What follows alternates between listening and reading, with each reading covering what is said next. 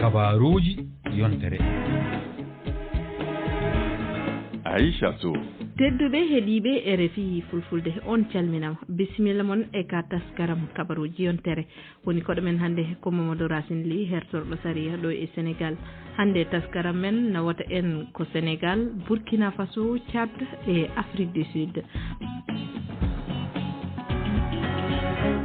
Mamadou Racine Ly a salminama a salmitama Acha ane hettiyankoɓe RFI fulfulde fof bisimilla ma e RFI fulfulde puɗɗortoɗen taskaram men kabaruji yontere hannde ko e Sénégal ko ɓuuri yimɓe temedde nayo e capanɗe joyo e maɓɓe dilloɓe e Saria tawaɓe e société civile e sohanoɓe kaso accita e dawroyankoɓe ma jewtu fodde yontere gam darude no caɗele e banggue Saria safrorte ɓen tawaɓe e nden jonde guendire udditande talata to jamñajo ma eto lelnude peeje gam yimɓeɓe ɓurta hoolade e ñawoɓeɓe en kettoto hen jantore Fadimasi tawtoraɗo nde jonde Mohamed Sow ko gorko yaarowo e duuɓi 40 hitande ujunaji 213 o lelima kaso duuɓi 7 e lebbi 7 e balde 12 saabu gueɗe dorogo hande yidde makko woni hoorejo leydi ndi Bassirou Diomaye Faye yaafo yimɓe wonɓe e kasoji ɗi foof si yimɓe foof no wawi waɗede andu saabu hande won hewɓe ɓe ganduɗa e injustice ɓe gudda e hande kanko président o ko yaafanoɗo so yaafima yimɓeɓe ɓurat quoi saabu kam kala ganduɗo kaso jeñata anniya nawde toon neɗɗo walla jogo anniya neɗɗo gonɗo toon yo maay toon oɗo saaha ina heewi yimɓe wonɓe kaso guila ko booyi tawɓe ñawaka ɗum ina haani fewnditede e yiyande Abi Diallo debbo commissaire police kiddo gonɗo hande e dental rewɓe AJS so ñawore waɗama walla hunde waɗama ko ganduɗa ne rewani lawol ɓe nanggue ɓe goppe walla ɓe piye ɓe goppe walla ɓe nanggue tan gudde wasa ñawede gomna toon gona toon ha yejjite ɗum lawol wiyani noon sari wiyani noon gongol ngol kadi ko kadi sarɗiji pawaɗi ɗi kadi ɓe pawe e dow mumen ɓe pawetake e dow mumen yewtere nde udditama monikala e ɓe yimɓe tawaɓe e kaldigal ngal no wawi hokkude miijo mum beele gollal Saria leydi ndi ɓuura fewde Fadima Sy Dakar RFI ko adi foof Mamadou aɗa yaade e yiyande hooreɓe leydi ndi woni wonko ñawi e Saria leydi ndi alay saago ma fewnite walla ma safre wawi wonko ñawi Aïcha batte justice leydi ndi no heewi ko ñawi hen kadi ɗum wona min tan tippumi enen foof eɗen jaadi e makko e on ɗon fannu andude vraiment justice meɗen ina waɗi probléme eɗen poti yewtude hen ha ganden holno ɗum waylirte ha ɓuura fewde ha yimɓe moni kala ɓuura hen yiide hoore muɗum moni kala ɓuura jogade hoolare e ñawoɓe meɗen e systéme judiciaire meɗen aussi en jii e dumunnaji cakkitiɗi ɗi sikki ala hoorare nde fuɗɗinoma iwde nde tawno gueɗe kewɗe kewino ɗo e nde leydi ndi ha yimɓeɓe natti hoolade mbiyen Saria o e kala e saaha so neɗɗo jaggama walla noddama wiyete ko hooreɓe leydi ɓe goni caggal ɗum ɗon en keɗima ɓe ganduɗa ko e ndeɗo jantore Fadima Sy waɗani en mum foof ne haala yiyande muɗum sinno ko sago mum ko ɗum fewnite an yiyande ma holko miijiɗa ɗum kam ene hani fewnitede e ndeɗo jonde nde ɓe goni e miccitade gogo ko yakare nde hakkude ñawateɓe e ñawoɓeɓe ko ɓe mbiyata rapproché un peu justice o e biyeteɗo justiciable woni garowo ɗo e justice o mo ganduɗa o justice o koye makko watte ko pour kanko watte rendre so Allah ɓen ɗon hoolare ina foti wonde hakkude mabɓe kono nden hoolare ni ko ardiɓe ɓe ko kamɓe mbaɗata feere nde wooda saabu sa ƴeewi ko ɓenni eɗen mbiya pratiquement justice fawino tan koye hol banggue keɗɗa so tawi koye banggue moƴƴo biyeteɗo moƴƴo o keɗɗa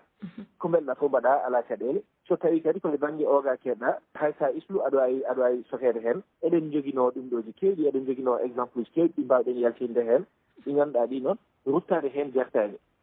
kono sen ƴeewi kam e terme de référence uji oɗo dialogue mo yimɓe mbaɗi assise sur la justice sa ƴeewi pelle ɗiɗi ɗeɗe ƴefti ɓe mbaɗi ɗum moni fof miijo eɗen moƴƴi par ce que saabu goto o sa ƴeewi miijoto koye réforme systéme o e hoore muɗum réforme secteur o goɗɗo o addata koye modernisation o hetɓitinde won hen gueɗe kewɗe batteɗe hen sabu sen ƴeewi hannde systéme judiciaire Sénégal dysfonctionnement biyeteeɗi ɗi fof so a ƴeewi fawi ko ene leeli no dossier ɗi ɗum ɗo wirtee ñaawirtee ɗum noon so a ƴeewi so tawii leydi funndino Sénégal eɗen mbiye hannde ken million ŋaaji 17 walla 17 dernier recensement 18 millions donc wiyee jogiiɗen tan ko 549 magistrat donc famɗi so a ƴeewi ratio o le terme de magistrat ɗum ɗo un magistrat pour population ina famɗi greffier ji la même chose par ce que greffier ji ni ɓuri famɗude greffier ji ko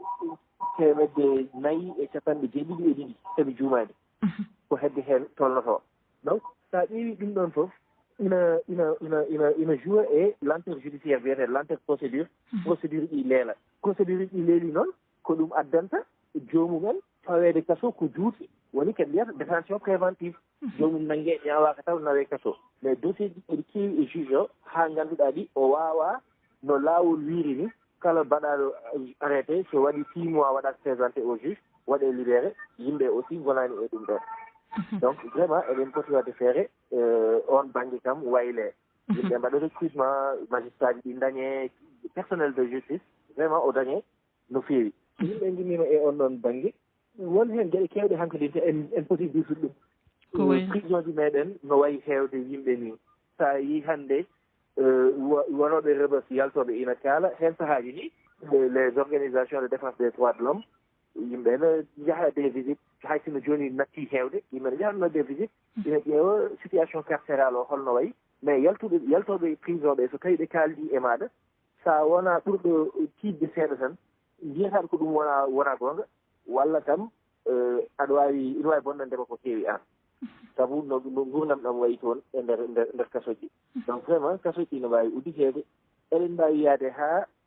won ɗum ɗo les peines alternatives ɗi mbiyanno ɗen neɗɗo wona nanngaaɗo fof tan nawe prison nanngaaɗo fof nawe prison par ce que neɗɗo nanngee nawe prison waɗ toon presque 1 mois walla balɗe 15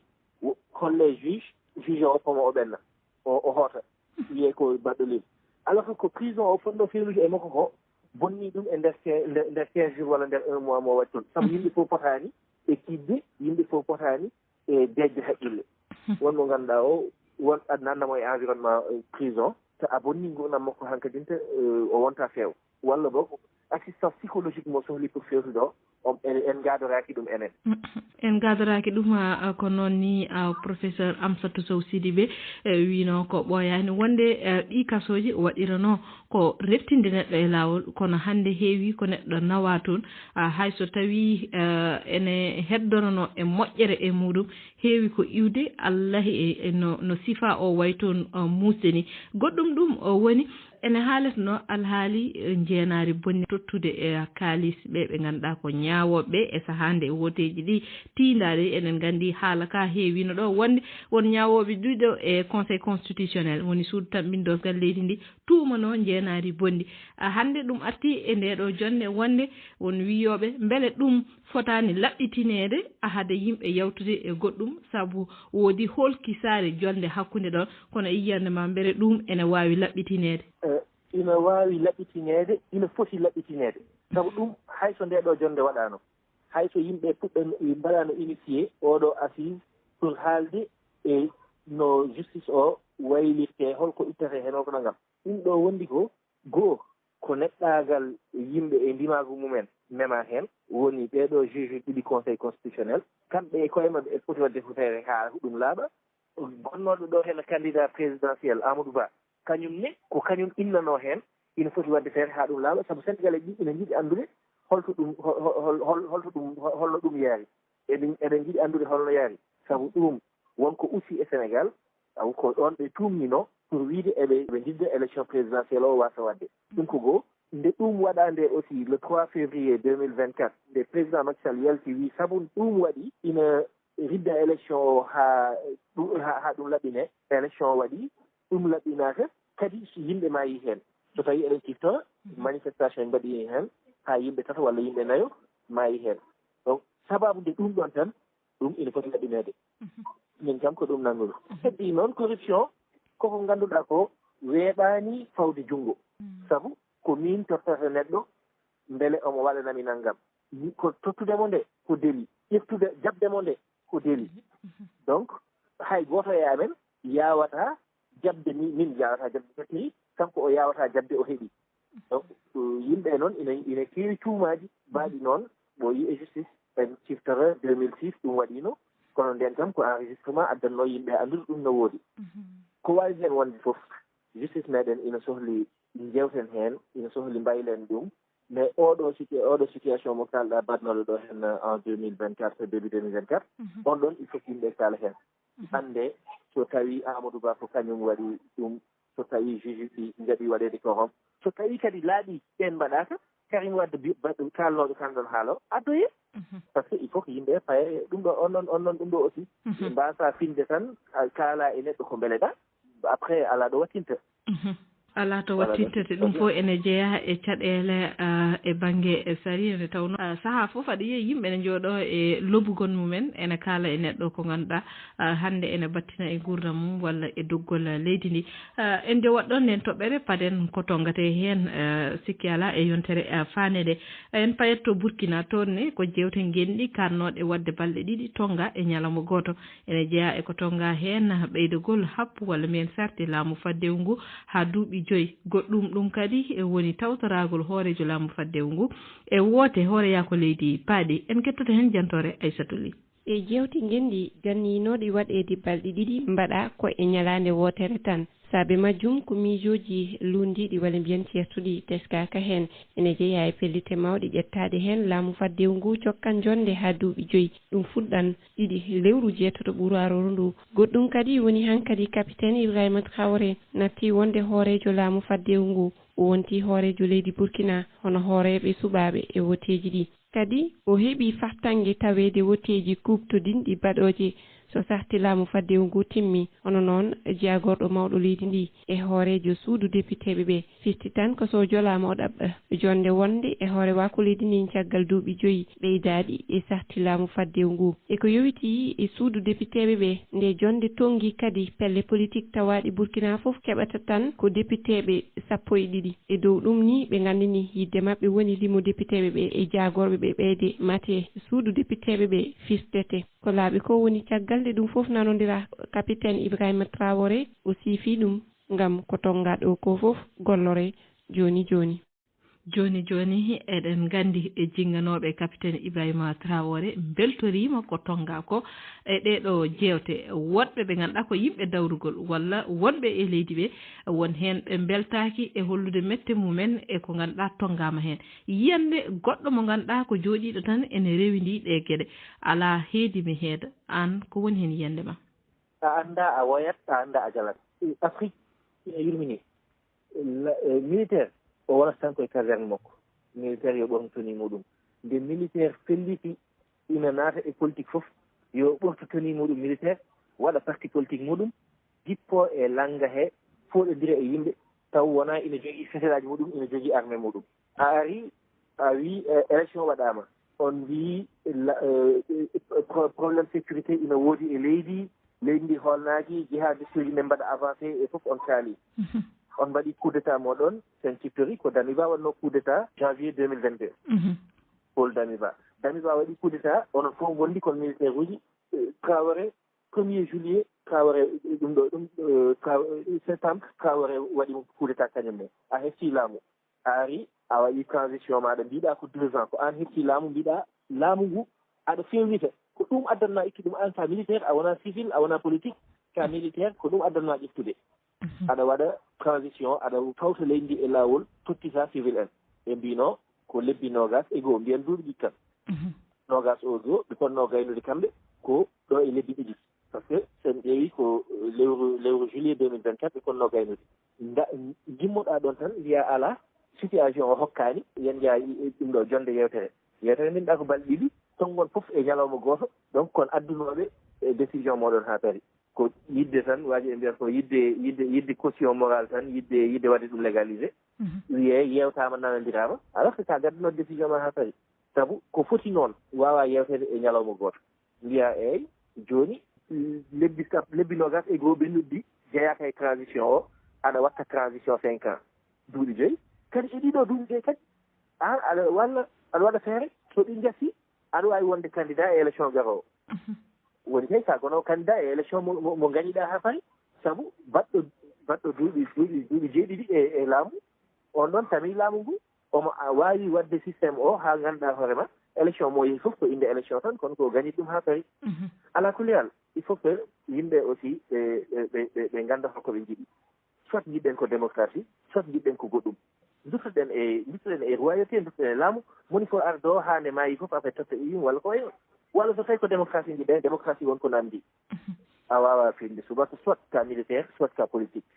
disons soit ka militaire soit ka civil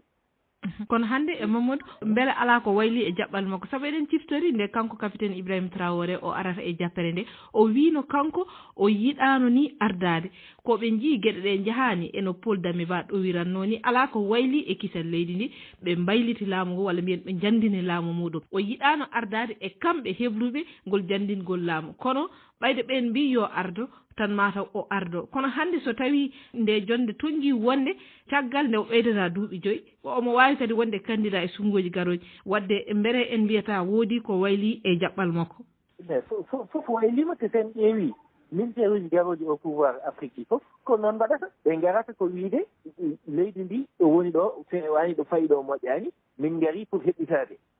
min mbaɗata ɗo hen ko sabba naggam o ma woni hitande ma woni duuɓi ɗiɗi min tottita civil en noon ɓe keewi wadde kono garɗo heen jooɗi fof sen jii ko transition ɗi gatata min mbaɗi duuɓi nayyi duuɓi nayyi ɗi de min jaari yonaani situation o reglani min changi kamɓe fof ko noon mbaɗata sa ƴeewi ko ɗum woni e heewde Mali ko ɗum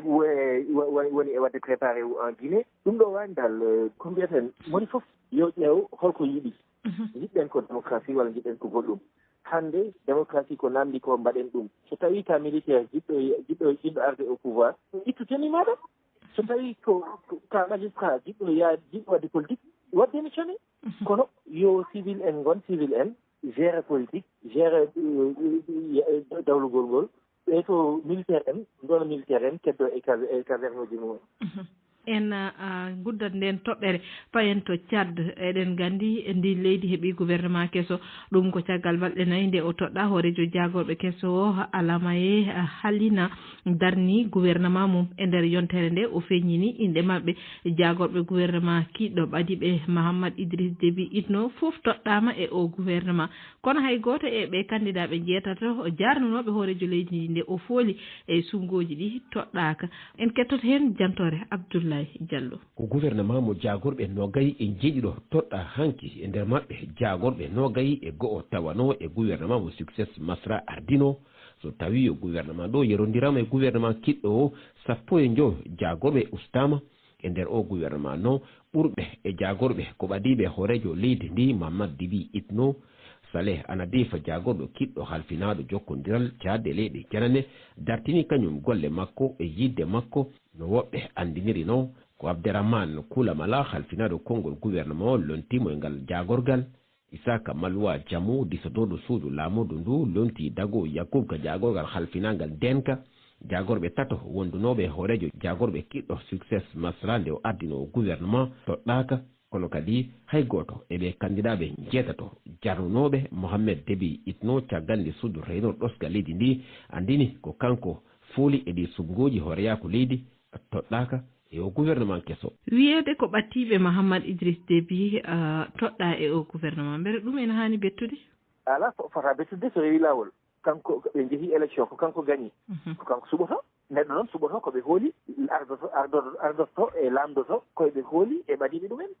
ɗori wona haare ina waɗi haa ko ina waɗe gouvernement union national wona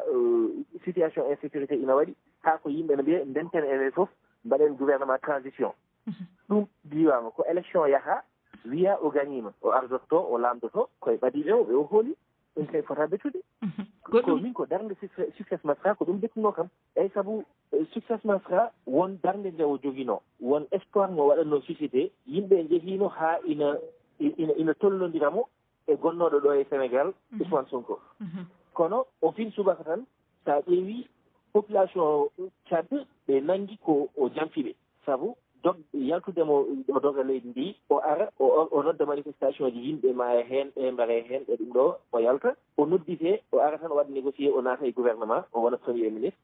kadi o jaɓa wonde premier ministre e gouvernement mo ngannduɗaa o oɗo gonɗo président makko ko gonowo candidat e élection e omo anndi o waawa gañade on élection. So tawi en kaali gouvernement keso en memat heen kadi RDC eɗen nganndi caggal nde wote ƴimbanno e lewru 11 e hitan ɗiɗi e nogas e tawi ko jooni tigi ɓe darni gouvernement keso woodi wiiɓe heewani ko wayli heen way tan kono remaniement ministériel ni woni waylude e jagorɗe ɗe kono an hol yiyande joguiɗa e lelgo ɓe jagorɓe hesɓe ɓe ngannduɗaa ko kañumen ngadi e o happumo ko keso mo rokka kanko Félix Tshisekedi. Bon mbiyeten tan ko leeli fadde lebbi joyi caggal sumgo hoorejo leydi pour wadde gouvernement ɗum kam so Allah leeli so meeɗi wadde ne en ngannda ko holtoon ɗum ko fof gouvernement o nandudemo e remaniement ɗum hawnaki sabu ko kanko Félix Tshisekedi o kanko wonti président change ani donc o continue comme no mbinomi avec Mahatma Idriss Déby Tchad on waɗa gouverné e yimɓe makko. En guddan nden toɓɓere men sakkitini eɗen nganndi Sud Afrique naaɓe gooti e alarba o ngam subtade sarɗiyankoɓe ardiɓe diwi mumen ko wotoɓe million ji 27 pawɗo padano e cuuɗi kotirɗe ɗi ene hula wonde ANC fedde dawro ha ardinde leydi ndi wasa fodde e ɗi sungoji ko kan landa ardi hila joni duuɓi 30 ndin leydi eɗen nganndi ko ɓe suftateɓe koñumen cuptoto hoorejo leydi ndi an ko woni heen yiyande ma? eyyi ko yiyandam ko vraiment ko kulkuliɓe yimɓe fof jogui hen ɗi ko ɗum jogotomi sa ƴeewi wona joni ɗum fuɗɗi gila élection ɓennuɗo 2019 en jiino ANC fuɗɗima jippade seeɗa haysino ɓe dañino majorité et puis électorat alliance démocratique ina ɓeydotono kono ɓeydi wadde affaiblir ANC ustude doole maɓɓe sen jii ko jaltugol Jacob Zuma e parti o par ce que Jacob Zuma yimɓe ina mbasamo ƴeftude un peu e analyse he mais yaltudemo parti o tawtoyi branche armée ANC gilay apartheid on ɗon ɗum ɗo tawoyi woni le mouvement MK kamɓe o tawoyi o walliɓe ɓen koye parti ANC he ngoni kono ko lundiɓe no parti o yarata ni ko lundiɓe Cyril Ramaphosa e yaadiɓe muɗum no jogori parti o ni te ko heppo mongo e ɗum ɗo ɗum e parti o so tawi ɓe mbaylani jaɓɓal kamɓe nden fewde joni kadi en jiyani ɓe mbayli jaɓɓal corruption ne heewi toon probléme emploi no waɗi toon e fof donc kaden tan ha jiyen ko addata kono so ari bettata. A jarama Mamadou Racine ko dokkona ɗen e hojomaji huuɓi. A jarama Aïcha ko weltare saha fof arde ɗo hen yewtide e moɗon ko faati e actualité o. A jarama.